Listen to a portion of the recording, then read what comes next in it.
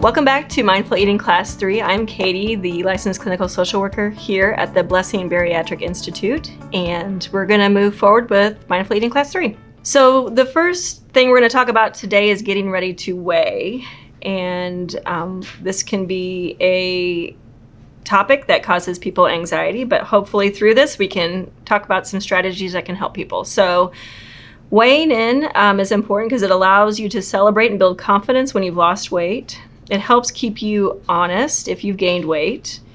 Helps to stay committed to the program. If you're happy with the progress, you will feel more motivated to continue. And if you feel disappointed, it's more committed to figuring it out of what's going on. Weighing yourself can erode our motivation more than it helps if you step on the scale with the wrong mindset. So this shows like how usually what we've thought about how this looks is, so we get on the scale and it shows a higher weight than we had hoped for. And that thought that goes through our mind is, I can't believe it. It's really terrible. So you might have not lost or gained. The emotion that we feel is upset. We're angry, sad, hopeless. And our behavior can be sabotaging, right? We embark on a bad eating day. So if we view our weight as an indication of how weak, inadequate, or out of control we are, then weight gains can easily result in overeating. So it's important to use the scale as an information tool that provides data that we use as a guide, kind of like a thermometer when we take our temperature. If the scale does not go down like we expected, consider what you've been doing or not doing that impacts your weight. So are you lax on food measuring? Are you food logging? Are you exercising? And then again, contacting your coach for support. Remember, you can easily go up and down 2 pounds on any given day due to hormones or physiological reasons. So a graph that will be available to you is a good way to track your weight. Keep track of your weight once a week, same day and time. Okay, so try not to weigh yourself every day. And again, try to stick to the same time and day to make it consistent. This will help you get an overall sense of progress and prevent focusing narrowly on the number on the scale on any particular day. Start at a base weight and go from there. And remember that your weight will go down, but not likely every week. If I gain weight, ask yourself the questions. What would I tell a close friend in the same situation? What would make me think I'm going to lose weight every week? And what do I need to review with my coach? So again, use the number on the scale as information and a guide. So again, a notebook question or reflection is, before I get on the scale, I'm going to tell myself. And again, write your response. Saying "oh well" to disappointment. So this is pretty important to get this mindset. So at some point you will feel the disadvantages of dieting seem to outweigh the advantages. You can't stop sabotaging thoughts from arising, but you can respond to them. Incorporating the "oh well" approach, meaning I don't like it, but I'm going to have to accept it and move on. And what do you choose? So to make the struggle a little easier, try to do these things. So read the list of the reasons you want to lose weight and think about the benefits you'll get from sticking to your diet.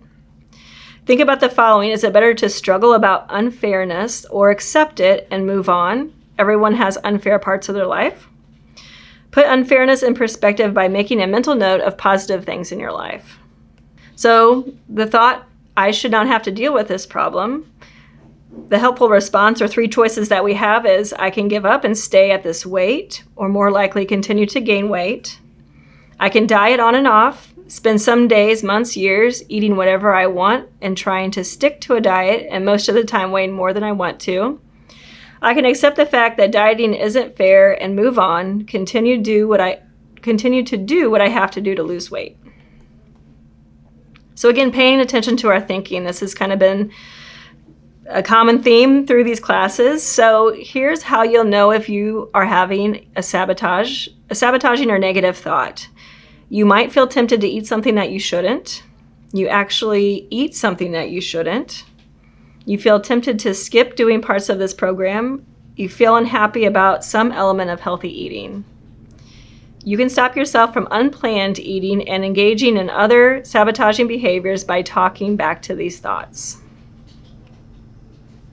So some questions again for your notebook to reflect is, what did I do today to avoid unplanned eating?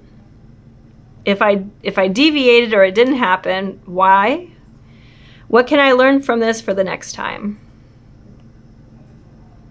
So there are some common thinking errors that we tend to get caught up in sometimes. So these are 9 common thinking errors, and you can kind of choose where you might fall. So the first one is all or nothing thinking. So this describes our thoughts as you see things in only 2 categories when there's really a middle ground. So it's either I'm completely on or off my diet. Number 2 is negative fortune telling. So we predict the future negatively without considering other possible outcomes. An example would be, since I don't lose weight this week, I'm never going to lose weight. Number 3 is overly positive fortune telling, which is predicting the future too positively without considering other possible outcomes. The example is, it's okay if I just estimate the amount of food I'm supposed to have instead of measuring it, I'll still lose weight. Number 4 is emotional reasoning. You think your ideas must be true even though objective evidence says not. An example would be, I feel like I just have to have something sweet right now. Number 5 is mind reading. So you're sure of what others are thinking even in the absence of compelling data. An example would be, she'll think I'm rude if I don't try one of the brownies she baked. Number 6 is self-deluding thinking. You rationalize by telling yourself things you don't really believe at other times. So an example would be, it won't matter if I give in to my craving. Number 7 is unhelpful rules. You mandate actions without taking circumstances into consideration. The example, I can't waste food. Number 8, justification. You think 2 unrelated concepts to justify your eating. So an example would be, I deserve to eat this because I'm so stressed out. And the last one, number 9, exaggerated thinking, is you make a situation seem greater or worse than it really is. And the example is, I can't stand this craving. So master the 7-question technique. And this can be used in all different areas of your life, but through reviewing notes in your journal or notebook, identifying common thinking errors. So again, going back to those thinking errors that we just reviewed. And then these questions can help. So what kind of thinking error could I be making? What evidence is there that this thought might not be true or completely true? Is there an alternative explanation for another way of viewing this? What is the most realistic outcome of the situation? What is the effect of my believing this thought, and what could be the effect of changing my thinking? What would you tell a close friend or family member if they were in this situation? And what should I do now? And again, making a response card can be helpful. Resisting food pushers. So have you ever felt you offend others if politely refusing their food?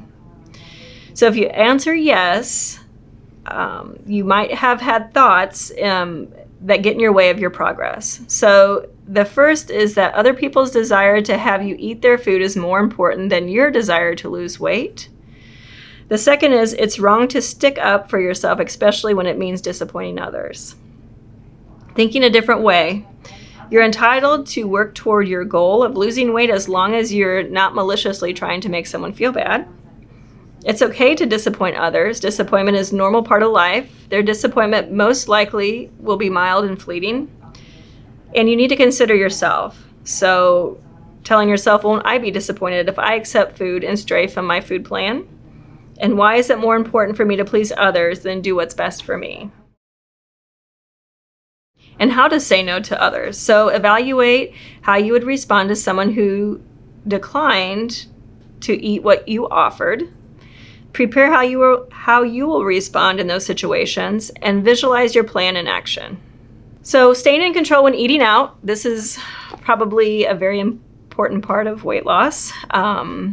Many people apply special eating and drinking rules to special occasions, giving ourselves permission to overindulge. So having a plan for eating out and sticking to it every time prepares us with practice. So this is another something to try, choose a day or a place. Pick a day of the week that you're not particularly stressed out and plan on eating a little earlier than normal so you won't be so hungry, and make sure the restaurant has food that you're able to eat. Go with a friend, choose someone who will not obviously push food on you and you feel comfortable with. Plan in advance how much you're going to eat. It's fine to eat a little more than usual, an estimate of 25% more calories than your ordinary meal as long as it's not often. Plan what you're going to eat. See if the menu is listed on a website and already have a mind of what you're going to order. Anticipate sabotaging thoughts that you might have, giving yourself reasons to overeat. So review your response card that you initially made at class 1 before you go, and plan how you'll tolerate cravings, such as like removing yourself from the situation, going to the restroom for a break. When your food arrives, portion off the food that you can eat. So immediately push the extra food that you do not want to the side of your plate or get a to-go box. Assess your success. So once you get back home, determine how you did. If it was too challenging, try it again. If you did well but feel disgruntled because you could not eat everything you wanted, work on sabotaging thoughts. So giving yourself credit for following through with the food plan, and work on what we talked about in class 3 of the Oh Well. Dining out strategies. Order small portions. If eating at a buffet, look at all your food options before filling your plate. Practice what you know, eat slowly. And when you finish eating, make it final. So push your plate away and put your napkin on it. Don't make it enticing to go back. So again, another reflection for your notebook is the next time I eat out, I'm going to probably be helpful to think of your plan. So this is talking about preparing to travel if you are going on vacation or out of town, some strategies that can be helpful when you're still working on weight loss and healthy eating is to, a week before your trip, create a healthy food strategy. Allow yourself a few hundred extra calories every day. Follow your usual plan every day, but add minor splurges on a few occasions. Follow your diet every day except for the splurge on the last day. So those are some options that you can consider. And how not to gain too much. So exercise more. This will help in counteracting the small amounts of overeating. Eat brunch instead of breakfast and lunch, so combining but not eating any bigger portions. Carry food with you and use strategies that work for you. So use your knowledge that you have learned. When getting home, make sure you reestablish helpful eating habits. Eat sitting down and slowly. Plan your meals and monitor everything that you eat. So emotional eating. So this is something that a lot of us do to cope with hard feelings. I say happen more often of anger, sadness, fear, the things that we don't make us feel really good. We tend to sometimes turn to food. So, and the reason why, it helps us soothe ourselves, because of stress and boredom. So how to calm down? Do you think you can't tolerate negative feelings? You can, kind of like hunger. Negative feelings are not dangerous. You will not fall apart experiencing them, and a negative emotion is not an emergency. You can use techniques the same as pushing through a craving. Use mindset techniques. So label how you are feeling. I'm just feeling upset, I'm not hungry. Stand firm, tell yourself you are absolutely not eating when upset, so don't strengthen the giving and muscle. Don't give yourself a choice. Once you say to yourself, no choice, you'll stop struggling. If you waver and say, I hate feeling this way, and I don't know if I can stand not to eat, you will struggle. Imagine the aftermath of giving in, and again, using your response card that you completed to help keep you motivated. Some behavioral techniques is distract yourself, drink a soothing or no-calorie beverage, relax, so deep breathing and progressive muscle relaxation. And again, going back to that 7-question technique that helps us identify what we feel like we could do. After you calm down, work on the problem solving that leads to the negative emotion. You have to deal with the distress in non-food related ways if you want to sustain permanent weight loss. And so again, a reflection for your notebook is the next time I'm upset, I'm going to... All right, that concludes class 3. Thank you for joining me.